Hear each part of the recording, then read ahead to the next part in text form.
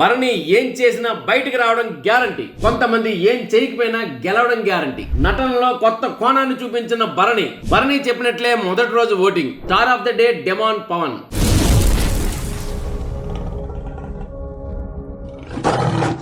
Hi hello namaste, నేను SS Patnaik. చూస్తూనే ఉండండి ఫేమస్ టీవీ. షేర్ చేయండి, లైక్ చేయండి, సబ్స్క్రైబ్ చేయండి, గంట సింబల్ కొట్టడం మర్చిపోకండి. ఇక బిగ్ బాస్ అప్డేట్స్ విషయానికి వచ్చినట్లయితే నిన్న ఆదివారం గడిచిన ఎపిసోడ్ విషయం కూడా మాట్లాడుకుంటే మరి భరణి గారు వెళ్ళిపోవడాన్ని మనం చూసాము. అయినా భరణి గారు వెళ్ళిపోతూ కూడా నిన్న ఎపిసోడ్లోని ఫుల్ ఎంటర్టైన్మెంట్ చేసి వెళ్ళారండి. అసలు నాగార్జున గారు ఏంటంటే ఒక కొత్త కోణంలో అంటే ఆల్రెడీ జరిగిపోయిన సీన్ ని రీక్రియేట్ చేసి అక్కడ చేసి చూపించమన్నారు. మొత్తానికి ఏంటంటే అక్కడ ఉండే సభ్యులు అది యాజ్ ఇట్ ఈస్ గా మనం అయితే ఎపిసోడ్ చూస్తున్నాము, చూసాము, చేసాము, మనకు అన్ని డైలాగ్స్ గుర్తున్నాయి, 1-2 సార్లు చూసాం కాబట్టి. కానీ అక్కడ లోపల ఉండే వాళ్ళకి అది యథాతథంగా గుర్తుండడం అనేది చాలా గ్రేట్.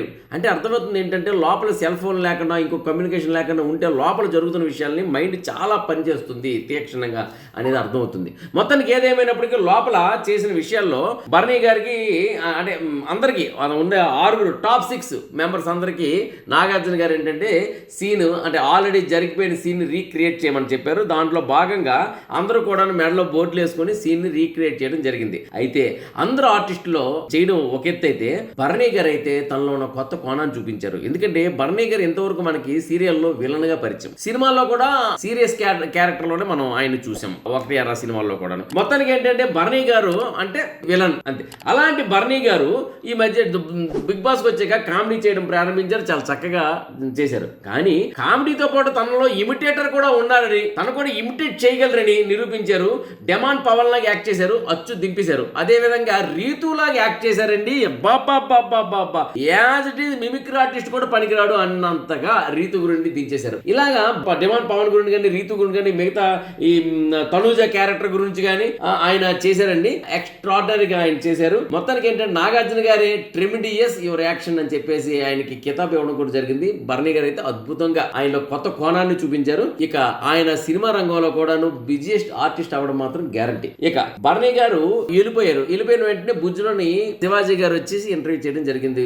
బిగ్ బాస్ రావడం ఒక్కసారి వస్తే చూడాలంటే 2 సార్లు మీకు అవకాశం వచ్చింది, మీరు సరిగా పూర్తిగా వినియోగించుకోలేకపోయారు అన్నారు. పూర్తిగా అని అన్నారు. మొత్తానికి ఏంటంటే అతను చెప్పారు, ఎందుకు గెలవలేదు అనుకున్నా, నేను గెలిచానండి, ఇన్ని వారాలు ఉన్నాను కదా, నాకన్నా మించిన వాళ్ళు వచ్చారు, ఆడారు, తప్పేం లేదు, నేను నా ఎఫర్ట్స్ ఇచ్చాను అన్నారు. నిజమే, కుర్రాలతో ఆయన పోటీ పడ్డారు, ఆడారు.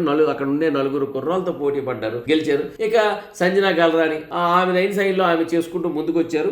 ఏదైనప్పటికీ సంజన గల్రాని సపరేట్ జోన్, ఆ జోన్ లో ఆవిడే నెంబర్ 1. సో ఈ మిగతా 4తోనే ఈయన పోటీ పడ్డారు, పోటీ పడి గెలిచారు. ఏదైనప్పటికీ ఇంకొక విషయం ఏంటంటే అక్కడ ఆయన 5వ 6వ వారం వచ్చేసారు కాబట్టి ఆయనకి ఏమంటారంటే, మీరు ఎందుకు వచ్చేసారు, ఎందుకు ఓడిపోయారు అని అడుగుతారు. అంటే ఇప్పుడు అదే గాని ఇక్కడ ఎలా ఉందంటే పరిస్థితి, రావడం ఎందుకు వచ్చారు, ఇక భరణి గారు ఎందుకు బయటకు వచ్చారంటే, మీరు ఈ కారణం చేత మీరు బయటకు వచ్చారు, ఈ కారణం చేత అంటే బయటకు వచ్చిన తర్వాత ఏ కారణాల చేత వచ్చారని ఎత్తుక్కుంటారండి ఎవరైనా. అదే కానీ లోపల ఉంటే మాత్రం ఈ కారణాల చేత లోపల ఉన్నారని అని ఎత్తుక్కుంటారండి. అక్కడ కారణాలు అనేది కామనే. అయితే నేను ఒకటంటాను, ఏ కారణాలైనా భరణి గారు ఏం చేసినా బయటికి రావడం గ్యారంటీ, ఇది వాస్తవం. ఇక కొంతమంది ఏం చేసినా బయటకు వస్తారు, మరికొంతమంది ఏమి చేయకపోయినా లోపల ఉంటారు. ఈ స్టేట్మెంట్ ఎందుకు ఇచ్చారంటే, కొంతమంది ఏంటంటే నేను ఎవరిని ఈ ఒక్క సీజన్నే కాదండి, అన్ని సీజన్లో చూసుకుందాం, అన్నిట్లో చూసుకుందాం, అది లక్ కూడా కొన్నిసార్లు కలిసి వస్తుంటది. కొన్నిసార్లు ఏంటంటే మనం ఏం ఆడక్కర్లేదు, పక్క వాళ్ళు ఆడేస్తారు, ఓడిపోతారు, వాళ్ళ మార్కులు మనకి ఇచ్చేస్తుంటారు. అవన్నీ అనుకోకుండా అంటే రావాల్సినవన్నీ ఇట్టుండి ఒక ప్రవాహం, ఇట్టుండి ఒక ప్రవాహం, అట్టుండి ఒక ప్రవాహం, అట్టుండి ప్రవాహం, మనం అయితే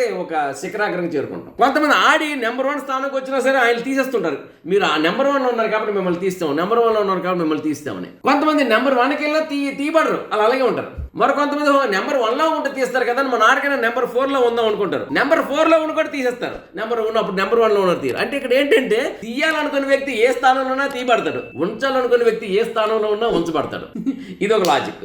నెక్స్ట్, అక్కడ ఎన్ని ఆటలు ఆడినా సరే చివరాఖరికి ఒక ఆట గెలిచాడు, 9 ఆటలు ఓడిపోయినా సరే అబ్బా గెలిచావు, ఆఖరిలో గెలిచావు అనే వాళ్ళు ఉన్నారు. కానీ మొట్టమొదటి 9 ఆటలు గెలిచిన చివరిలో ఒక ఆట ఓడిపోయినా సరే నువ్వు ఓడిపోయి ఉంటారు. అఫ్ కోర్స్ చివరి ఆటే చివరిది కాకపోయినా మామూలు క్యాజువల్ 10 ఆటలు 10 విడివిడి ఆటలు, 9 ఆటలు గెలిచాడు, 10వ ఆట ఓడిపోయాడు. సరే 9 ఆటలు గెలిచారు కదా అనుకోరు, ఓడిపోయాడు అంటే తీసేస్తారు. ఉంచాలనుకోండి 9 ఆటలు ఓడిపోయారు, ఒక్క ఆట గెలిచారు, ఆ ఒక్క ఆట పట్టుకొని అబ్బా గెలిచారు అంటారు. సో మొత్తానికి ఏంటంటే కొంతమంది ఏం చేయకపోయినా లోపల ఉంటారు, కొంతమంది ఏం చేసినా బయటకు వస్తారు. ఇది మనం తెలుసుకోవాల్సింది ఏంటంటే మనం చేయవలసిన పని మనం చేసుకుంటూ వెళ్ళిపోవాలి, ప్రతిఫలం కోసం ఆశించకూడదు. అందుకే అంటాడు భగవద్గీతలో, కర్మణ్యే వాధికారిస్తే మా ఫలేషు కదాచన మా కర్మ ఫలహేతుర్భు మాతే సంగోస్త కర్మని. అంటే ఏంటంటే ఒక కర్మ చేయటం పైనే నీకు అధికారం ఉంది, ఆ కర్మ ద్వారా వచ్చిన ప్రతిఫలంపై నీకు అధికారం లేదు. అలా అని వచ్చిన ప్రతిఫలానికి నువ్వు కారణం అని చెప్పరాదు. అలా అని ఆ ప్రతిఫలంపై నాకు అధికారం లేదు, ఆ ప్రతిఫలానికి కారణం నేనని చెప్పకూడదు. అలాంటప్పుడు నేను ఎందుకు పని చేయాలి అని నువ్వు ఆపకు, నీ పని నువ్వు చేసుకుంటూ పో. అప్పుడే నువ్వు నీ కర్మ బాధ్యతలను కరెక్ట్గా నిర్వర్తించినట్టు. బర్నీ గారు చేసింది అదే. ఆయన ఫలితం ఆశించి ఉండొచ్చు, బట్ ఆయన పని ఆయన చేసుకుంటూ వెళ్ళిపోయారు. సుమన్ శెట్టి ఆయన పని ఆయన చేసుకుంటూ వెళ్ళిపోయారు.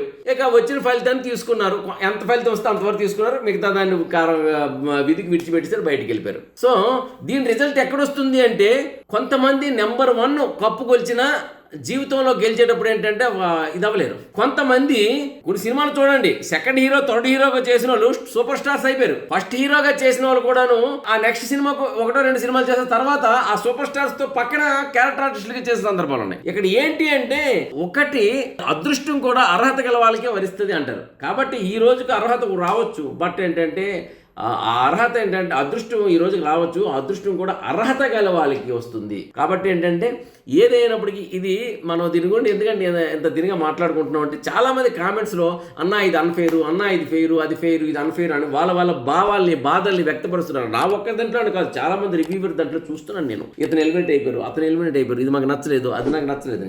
నిజమే, ఏం చేస్తాం, ఏదో ఒకటి చేయాలి. లేకపోతే పలానా ఫ్యాన్స్ అందరూ ఇక్కడ అటెండ్ అవ్వని అంటారు. సరే అటెండ్ ఏం చేస్తారు, అది కాదు కదా. అక్కడ అంటూ ఒక క్యాల్కులేషన్ ఉంటుంది, ప్రతిదానికి బిగ్ బాస్లో ఒక క్యాల్కులేషన్ ఉంటుంది. ఆ క్యాల్కులేషన్, ఆ ఫార్ములాస్ వాటన్నిటికీ ఏంటంటే మ్యాచ్ అవ్వాలి.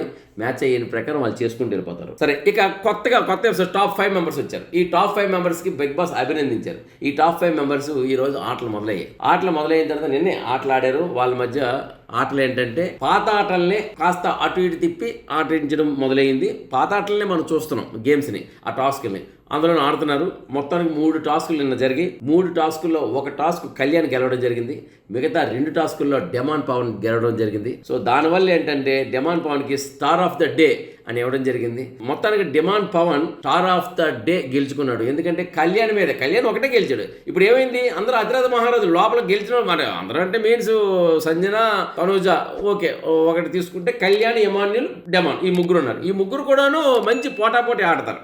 మొత్తానికి వీళ్ళందరి మీదే మొత్తానికి డెమాన్ గెలిచి స్టార్ ఆఫ్ ద డే సంపాదించుకున్నాడు.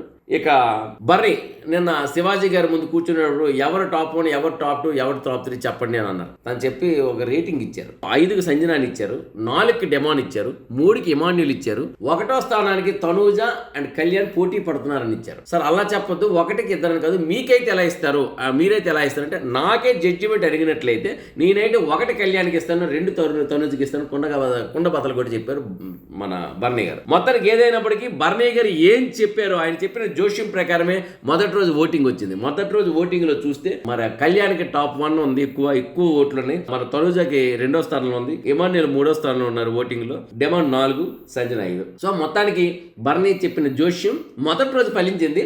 ఇంకా 4-5 రోజులు ఉన్నాయి కాబట్టి ఇక ముందు ఎలా ఉంటుందో ఇంకా మనం చూడాలి. ఇదండి ఇప్పుడు అప్డేట్స్. మరిన్ని అప్డేట్స్ తో మళ్ళీ నేను మీ ముందు ఉంటాను. అంతవరకు సెలవు, నమస్కారం. నేను మీ ఎస్ఎస్ పట్నాయక్. చూస్తూనే ఉండండి పేమ్స్ టీవీ. షేర్ చేయండి, లైక్ చేయండి, సబ్స్క్రైబ్ చేయండి, గంట సేవలు కొట్టడం మర్చిపోదు. నమస్తే.